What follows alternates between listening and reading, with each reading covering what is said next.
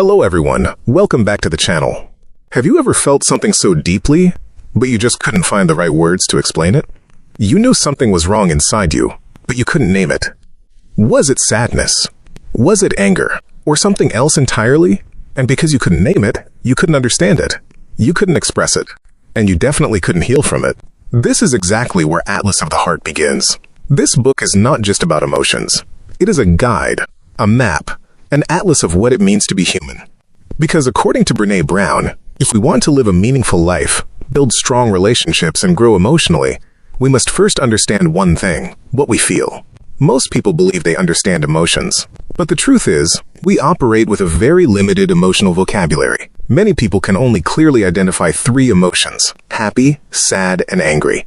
But human experience is far more complex than that. There are dozens of emotions, layered, nuanced, and deeply connected. And when we fail to recognize them, we lose clarity in our lives. We react without understanding. We hurt others without realizing. And we struggle internally without knowing why. So the first powerful idea of this book is simple. Language gives us power. If you can name what you're feeling, you can begin to understand it. If you can understand it, you can manage it. And if you can manage it, you can change your life. Think about this. We often say, "I'm stressed." But are we really stressed? Or are we overwhelmed? Stress means there is pressure, but you still believe you can handle it. Overwhelm means the pressure feels too much, and you believe you cannot cope. That small difference in language completely changes how you respond. When you say, "I'm stressed," you push through. But when you say, "I'm overwhelmed," you realize you need help, rest, or a new strategy. This is the power of emotional clarity. Now, the book explores different emotional categories, and each one reveals something important about our inner world. Let's begin with the emotions we feel when life becomes uncertain or too much. This includes anxiety, worry, fear, overwhelm, and vulnerability. Most people confuse anxiety with fear, but they are not the same. Fear is a response to a clear and immediate threat. Anxiety is uncertain. It is future-focused. It lives in the what if. What if I fail? What if they reject me? What if something goes wrong? And when we live in anxiety, we try to control everything. We overthink. We overplan. We try to eliminate all risks. But control is an illusion. The more we try to control everything, the more anxious we become. So what's the solution? Instead of chasing certainty, we must learn to live with uncertainty. Because a meaningful life always involves risk. And that leads us to one of the most important concepts in this book: vulnerability. Vulnerability is often misunderstood as weakness, but it is actually the source of strength. It is the birthplace of love, connection, creativity, and courage. Think about it. To love someone, you must risk being hurt. To share your ideas, you must risk being judged. To follow your dreams, you must risk failure. Every meaningful experience requires vulnerability. But instead of embracing it, we try to protect ourselves. We hide our feelings. We avoid difficult conversations. We pretend everything is fine. And in doing so, we don't just block pain, we also block joy. Because you cannot selectively numb emotions.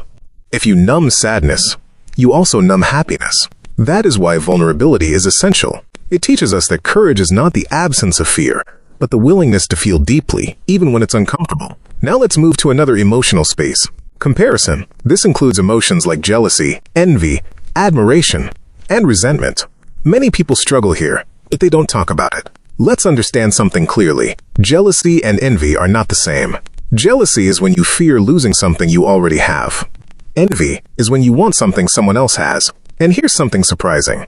Envy is not always negative. In fact, it can be a guide. Instead of feeling ashamed of envy, ask yourself, what is this emotion teaching me? Maybe you envy someone's success because you also want to grow. Maybe you envy someone's confidence because you desire self-belief.